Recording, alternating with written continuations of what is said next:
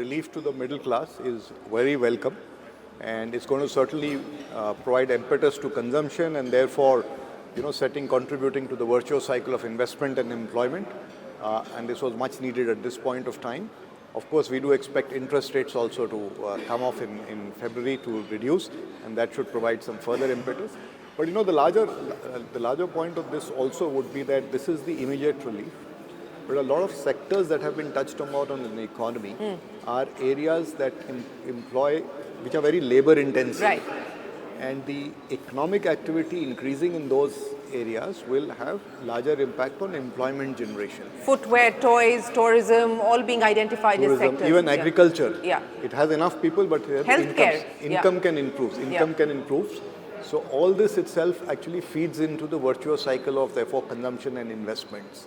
So there are measures for the immediate and measures that will also unfold over a period of time.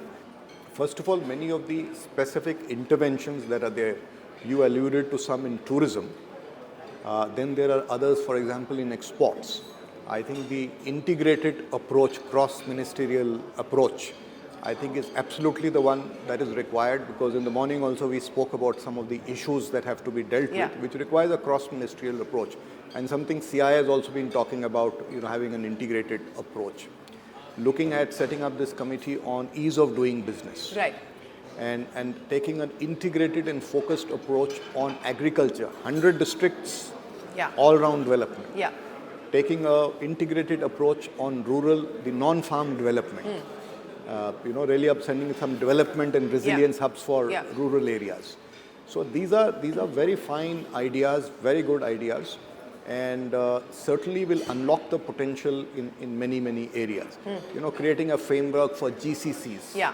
GCCs are already, doing well in India. And massive job creators. Massive job creation, and the world has demographic challenge.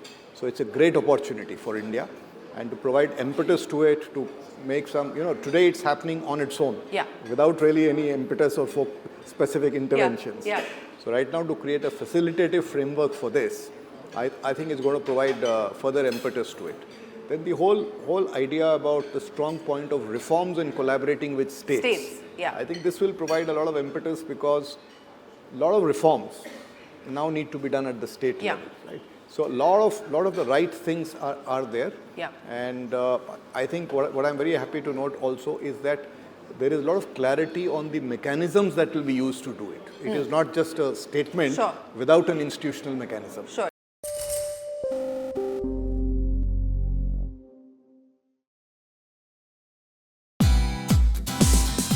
Thank you for watching us on CNBC TV18. For all news and updates, subscribe to our YouTube channel and watch us on all social media platforms.